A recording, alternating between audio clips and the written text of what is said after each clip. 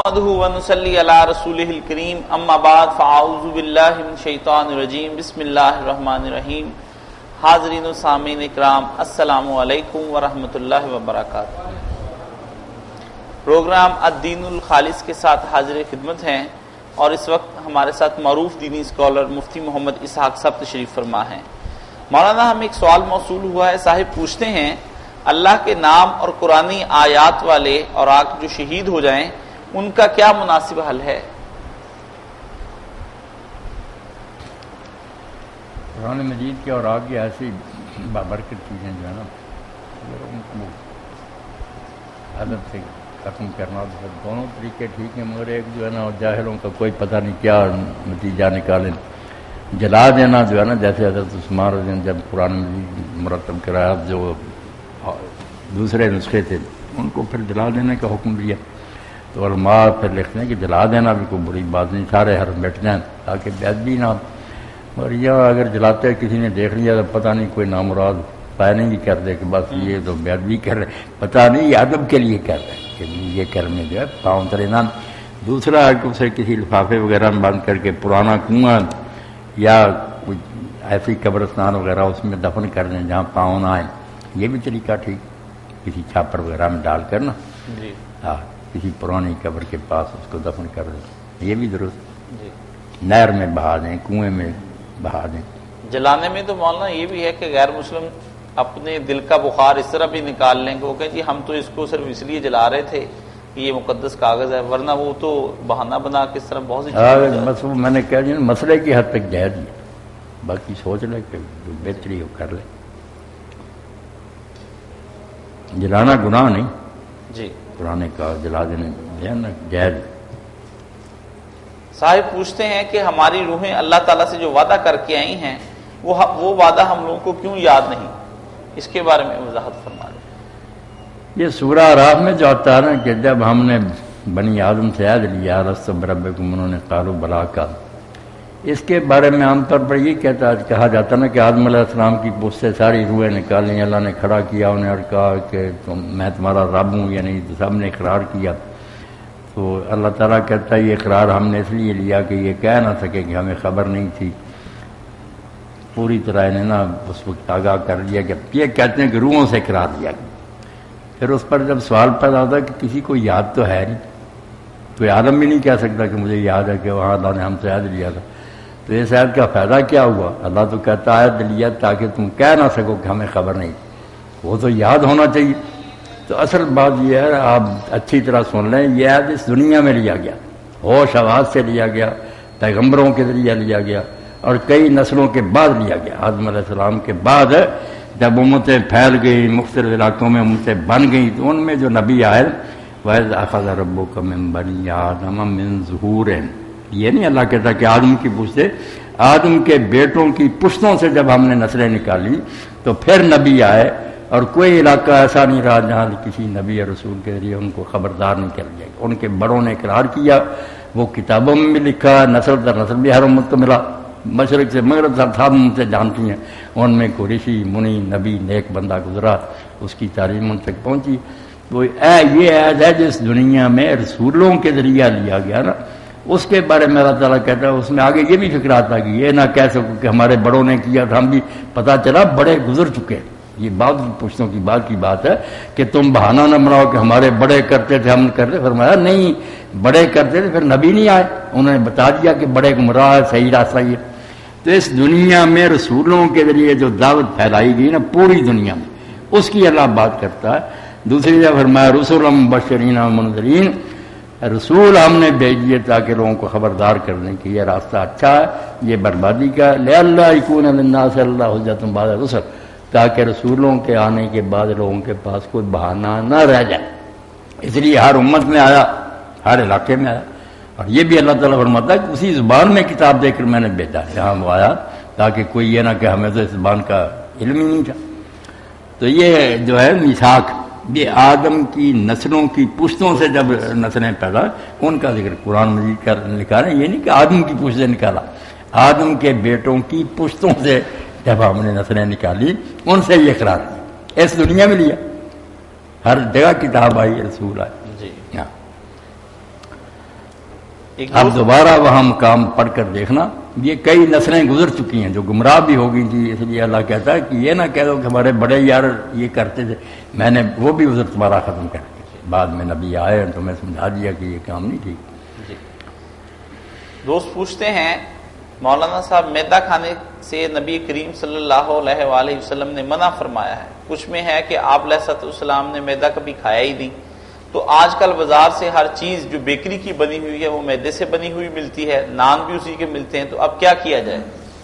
میدے وغیرہ سے کیا منع کرنا، میدا بشک آپ کھائیں، جو ہے نا بہت عیاش قسم کے روز کئی نہیں ایسی ہوتی، منع کرنا وہ حرام نہیں ہوتا، صرف نہیں ارشادی ہوتی کہ بہتر یہ ہے یار یہ کام کرو، کم کرتے یہ زیادہ پسندیدہ نہیں۔ اب چھاننا آٹے کو، اس میں سے چھان الگ کرنا، جیسے ہم کرتے ہیں آٹا پھر الگ نکالنا، اسی روٹیاں نازک مزاج ہو گئے نا، ورنہ جو ہے نا وہ چھلکا وہ ساتھ ہی کھایا جائے، روٹی پکائی جائے، بالکل پیٹ کے لیے اتنا اعلیٰ ہے، بیماریوں سے نجات اس کا اندازہ کوئی نہیں، اور اس میں بہت غذائیت ہے، مگر ہم نے عیاشی کے طور پر آٹا الگ کر لیا، وہ چھلکا جو ہے نا اس کو الگ کر لیا، حرام وغیرہ نہیں، یہ ذرا زیادہ یہ نازک مزاجی ہے، تو میدا بھی آپ کھائیں، بازار کی چیزیں حرام کوئی نہیں، نہ منع۔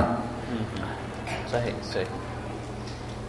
ایک دوست پوچھتے ہیں مولانا صاحب قرآن کریم میں آیا ہے کہ اللہ چھان ہے نا چھان پورا اکٹھا ہی رہنے دے آٹے میں، تو آپ کہتے ہیں ٹھیک ہے پہلے دل نہیں مانے گا، مگر وہ فائدہ مند بہت ہے جسم کے لیے، بہت آہستہ آہستہ عادی ہو جاتا ہے اس کا۔ دوست پوچھتے ہیں کہ مولانا صاحب یہ فرمائیے کہ اللہ کے ذکر میں دلوں کا سکون ہے، یہ قرآن کریم میں ہے، ہم لوگ اللہ کا ذکر بھی کرتے ہیں اور پھر سکون نہیں ملتا، تو یہ اس کی وضاحت فرمائیے۔ ایک تو صاحب کے بارے میں یہ سن لیں، اللہ بذکر اللہ تطمئن القلوب، کہ یہاں ذکر سے مراد یہ ذکر نہیں جو ہم کرتے ہیں نا، اللہ کا نام لیتے ہیں، کوئی تسبیحیں کرتے ہیں، درود شریف پڑھتے ہیں، یہ بھی ذکر ہے، مگر اس آیت میں یہ نہیں، وہاں آگے پیچھے سے پڑھے، قرآن مجید کو جب پڑھے اس کا جو ہے نا ریفرنس ٹو دی کرن سے آگا پیچھا دیکھیں کہ یہاں بات کیا چل رہی، وہاں یہ ذکر جو ہے نا جو ہم اللہ توبہ کرتے ہیں یہ نہیں بیان ہو رہا، وہاں قرآن کی بات ہو رہی ہے، اِنَّا نَحْنُ نَزَّلْنَا الذِّکْرَ وَإِنَّا لَهُ لَحَافِظُونَ، ہم نے اس ذکر کو اتارا، قرآن کو ذکر کہا اور ہم اس کی حفاظت کریں۔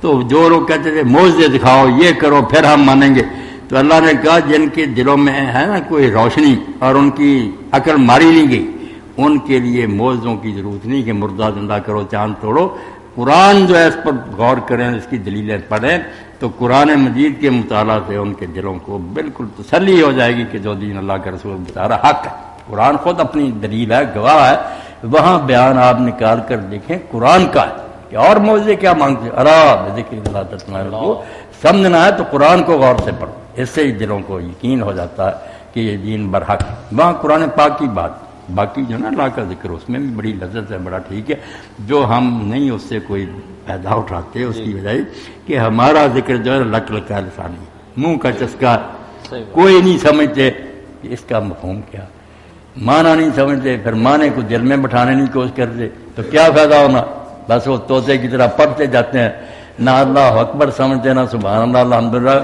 پلے کیا پڑے۔ آپ صرف ایک ذکر لے لیں، اس کا مفہوم ذہن میں رکھیں اور سوچیں کہ یہ ذکر مجھ سے کیا مطالبہ کرتا۔ جب میں نے یہ بات کہی، کل ایک دوست مجھ سے پوچھ رہا تھا کہ آپ نے بتایا اور حدیث پاک بھی ہے کہ سب سے اعلیٰ دعا الحمدللہ، الحمدللہ میں تو کچھ بھی نہیں مانگا، کوئی نہیں دعا کی، تو کہا افضل الدعاء الحمدللہ، سب سے افضل دعا الحمدللہ۔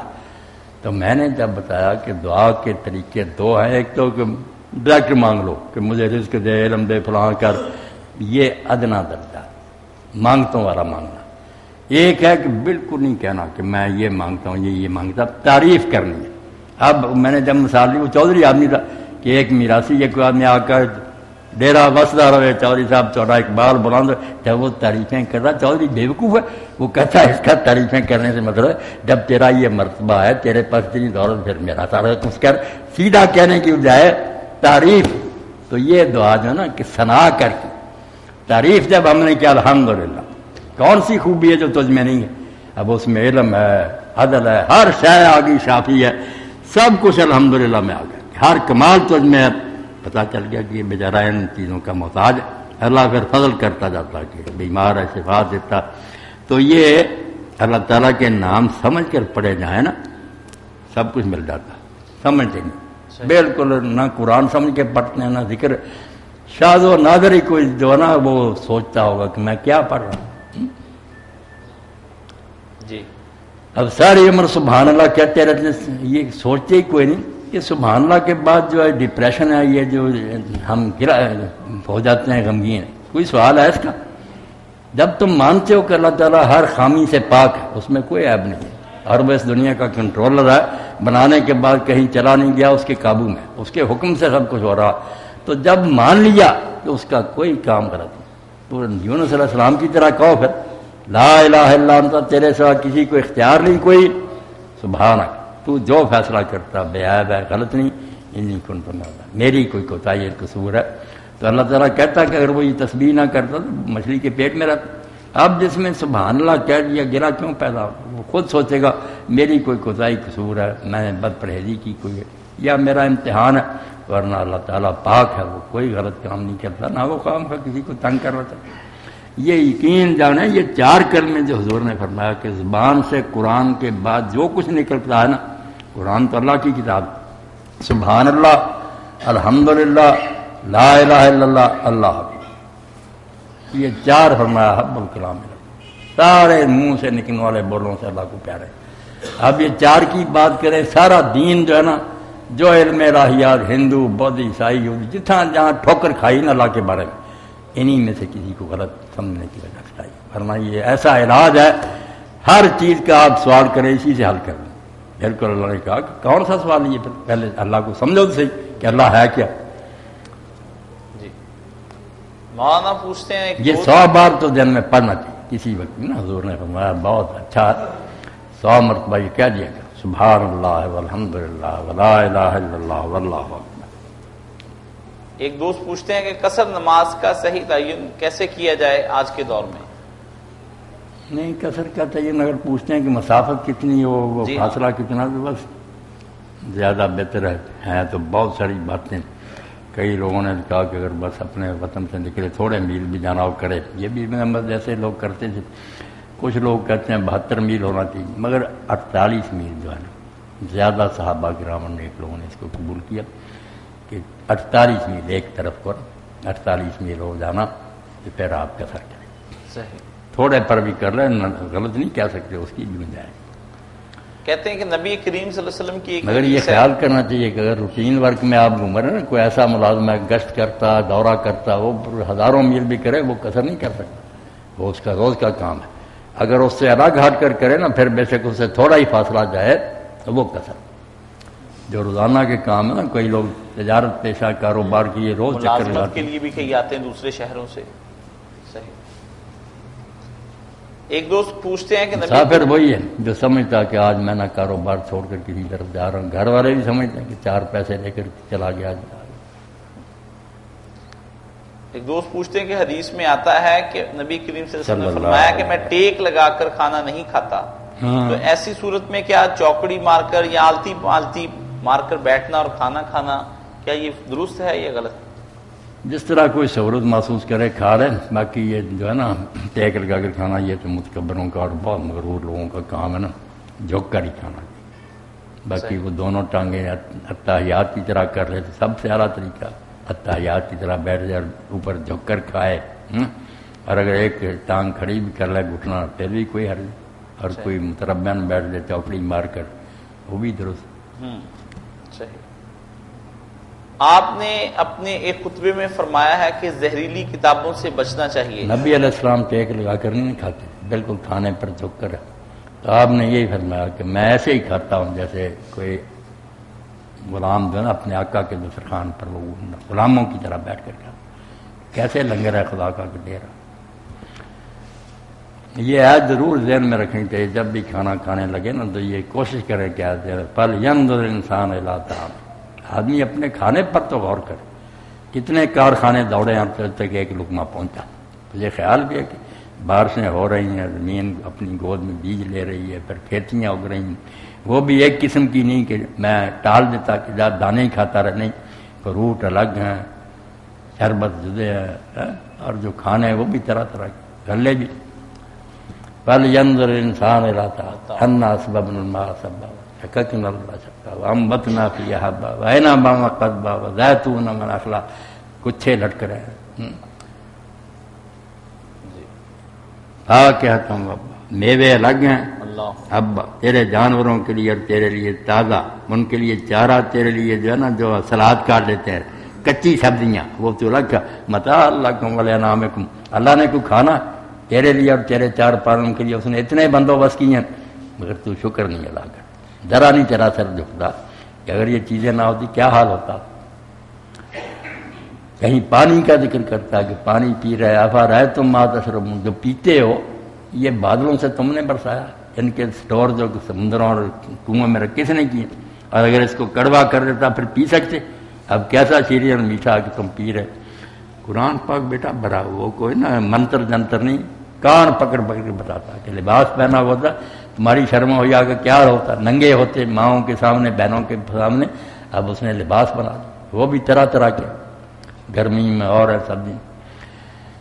تذکیر بآلاء اللہ، قرآن میں یہ بھی ہے کہ سمجھو موضوع ہے کہ نعمتیں یاد کرا کر نا انسان کو جھکواتا ہے کہ جھک جا اس خدا کے سامنے جس نے بغیر کسی معاوضہ کے تیرے لیے سارے انتظام کیے۔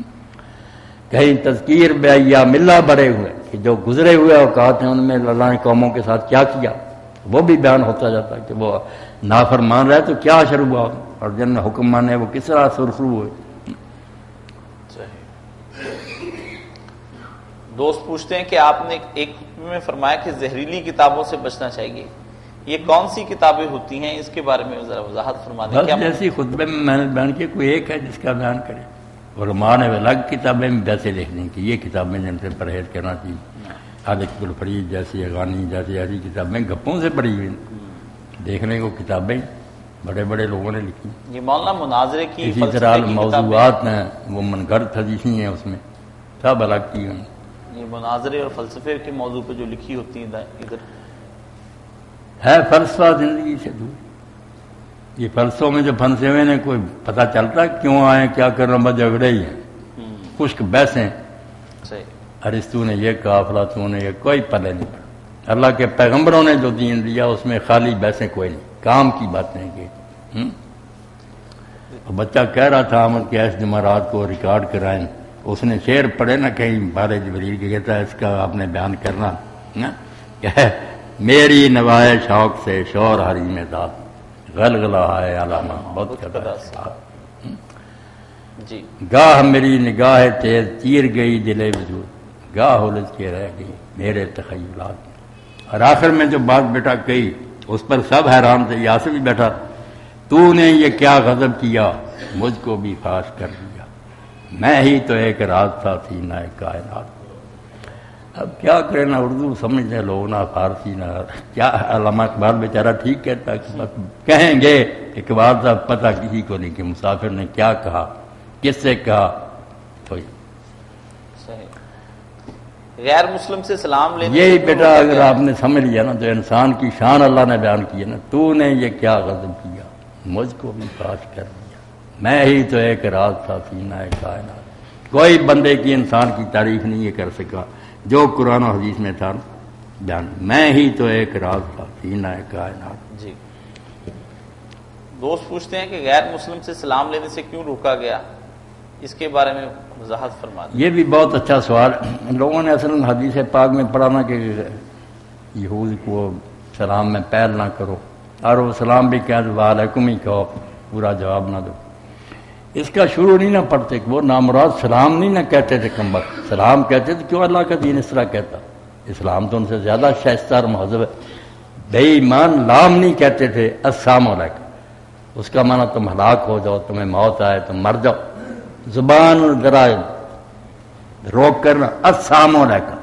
تو آپ نے فرمایا تم بھی کہہ دیا کرو کہ جو تم نے ہمارے لیے مانگا وہی تم پر، یہی جواب دینا تھا ان کو کم وقتوں جو سچ مجھ کہیں السلام علیکم لام کے ساتھ، تو ہمیں بھی کہنا چاہیے وعلیکم السلام۔ حضرت ابن مسعود رضی اللہ عنہ کوفہ کے سفر میں اسی طرح کچھ غیر مسلم مل گیا ساتھ، ان کے ساتھ چلے، پھر ان کا راستہ جب جدا ہوا تو دور تک انہیں رخصت کرنے کے لیے اور سلام کہہ کے نا اچھا صحیح سلامی واپس آئے، تو لوگوں نے کہا آپ نے کافروں کے ساتھ یہ شروع کیا، کیا حضور نے فرمایا کہ تھوڑی دیر کے لیے بھی کوئی پاس بیٹھے اس کا بھی حق ہو جاتا، یہ اتنی دیر ہمارے ساتھ چلتے رہے۔ تو سلام کیا، پورا سلام، باقی وہ دعا ہی ہے نا، یہ نہیں ابھی انہیں فائدہ ہو سلام لے آئیں گے تو انشاءاللہ ہماری طرف سے دعا کہ اللہ تمہیں سلامتی کا حقدار بنائے، نیت یہی ہونی چاہیے کہ سلام نے قبول، اللہ توفیق دے دے، تو عمدہ دعا جی پہل کر کے بھی آپ کر سکتے ہیں۔ وہ یہودیوں کی بات ہے، شروع میں آیا کہ وہ سلام نہیں کہتے تھے، السلام علیکم کہتے تھے۔ بات کو پوری طرح علماء بیان کیا کرے نا، ایسی بات نہ کرے سلام بدنام ہو۔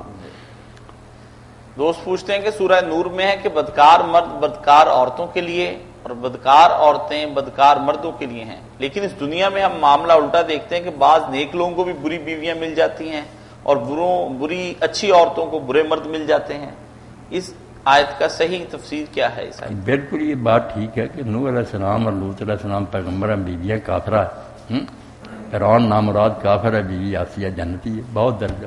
تو پھر سوال تو ہوتا ہی نا پیدا کہ جب کا نیک عورتیں نیک مردوں کے لیے، تو اگر بیویاں ہی مراد ہے نا کہ بیویاں، تو پھر یہ جنت کی بات ہے، دوزخ۔ وہاں آپ آیت نکال کر دیکھیں، آخرت کا ذکر کر رہا کہ پھر ان کے لیے بخشش ہے، رحمت، دنیا کی بات نہیں کر رہا۔ وہاں پھر جدے ہو جائیں گے، کافر جو ہے نا الگ ہو جائیں گے، ان کی بیویاں نیکوں کو مل جائیں گی۔ اگر وہ مومنہ برے جو ہے ان کی نیک آدمیوں کی بیویاں اگر بری ہیں کافر اور جہنم میں چلی جائیں گی۔ دوسرا معنی جو ہے وہ ہے الطیبات خبیثات کا، اچھی باتیں، وہاں بیویاں مراد نہیں، اچھی باتیں کہ جو اچھے وعدے ہیں وہ نیک لوگوں کے لیے، بروں کو نہیں ملیں گے جنت اور دوسری ساری عمدہ چیزیں معنی کرنا، اور بری چیزیں جو ہے عذاب اور مصیبتیں اور پیٹ وغیرہ یہ سب خبیثوں کو ملیں جی یا یہ مراد رہنا، جیسے طیبات اور خبیثات قرآن میں جگہ جگہ عمدہ چیزیں بری چیزیں، یا بیویاں تو آخر وہاں جوڑے پھر نئے بنیں گے نا۔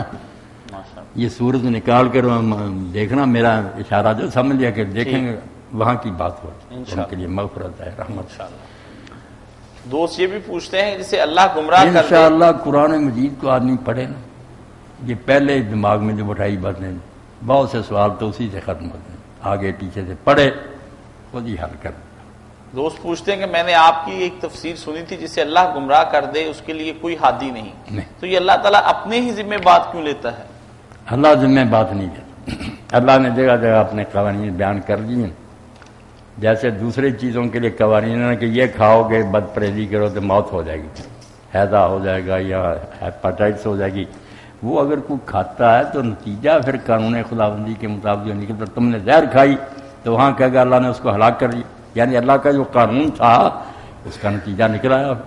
جس نے اچھی غذائیں کھائیں صحت ٹھیک ہو گئی، وہ کہیں اس نے یہ کیا تو اس کے نتیجے میں وہ ٹھیک ہو گیا، وہ بھی بات ٹھیک ہے، مگر یہ کہنا کہ اللہ نے ٹھیک کیا، یہ بھی اللہ قانون نہ بناتا کہ اس غذا میں یہ اثر ہے تو کیا فائدہ ہوتا؟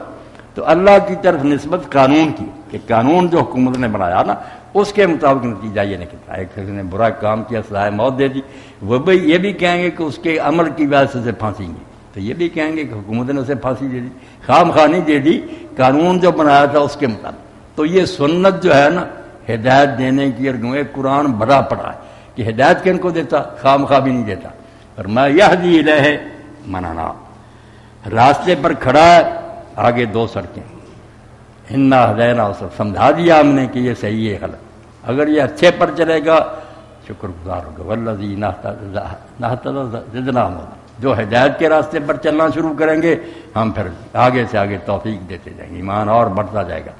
یہ ہے کہ جن کو اللہ ہدایت دے دے ان کو گمراہ، وہ سیدھے راستہ کو ان کو اختیار کر لیا، آگے روشنی روشنی، اور جو گمراہی کے راستہ پر چلے وہ بھی کہا وما یضل الا الفاسقین، وہ کسی کو خام خواہ بھٹکنے نہیں دیتا، گمراہ کرنا نہ کہے ترجمہ اس میں غلطی ہے لیکن بھٹکنے دیتا، کہ اگر وہ گمراہ ہونا چاہتا ہے تو اس کو اس راستے پر جانے دیتا، تخلیہ کہتے ہیں اس کو پڑھے لکھے بچے، کہ راستہ چھوڑ دیتا، نولی ما تولی، جدھر وہ دفع ہونا چاہتا وہ آگے راستہ نہیں روکتا، آزادی دی ہوئی۔ تو جس کو گمراہ کرنے کے بجائے جو غلط راستے پر چلنا چاہے اللہ تعالیٰ اس کے لیے وہ راستہ جو نا چھوڑ دے کہ جا چلنا چل رہے، اس کو پھر لوگ چاہیں ہدایت دے دے، نبی بھی چاہے جب وہ خود نہیں ہدایت چاہتا، اللہ زبردستی ہے وہ اس کے اندر ایمان ڈالے، یہ آزادی کا اعتراف ہے، یہ بنا لیا نا جبر نہیں، آزادی ہے کہ جدھر تم جانا چاہو گے قانون قدرت اس کے لیے راستہ ہموار کرے گی، نیکی کی طرف جاؤ گے ہدایت آگے سے آگے بڑھتی جائے گی، گمراہی کی طرف جاؤ گے پھر اندھیرا چھاتا جائے گا۔ انیشیٹو جو ہے پہل انسان کی طرف سے، آگے نتیجے پھر قانون خداوندی کے مطابق۔ یہ دنیا میں بھی ہے ہدایت اور گمراہی کے بارے میں۔ جسمانی صحت کے لیے اگر اچھی غذائیں کھاؤ گے طب یہی کرے گی، پھر جو اللہ نے بنایا کہ یہ سبزیاں پھل نفع دیں گے۔ بد پرہیزیاں کرو گے تو مرو گے پھر۔ اسی کے ساتھ ہم آج کا پروگرام ختم کرتے ہیں۔ وہ آخری خیر سے رکھے اللہ، مہربانی فرمائے۔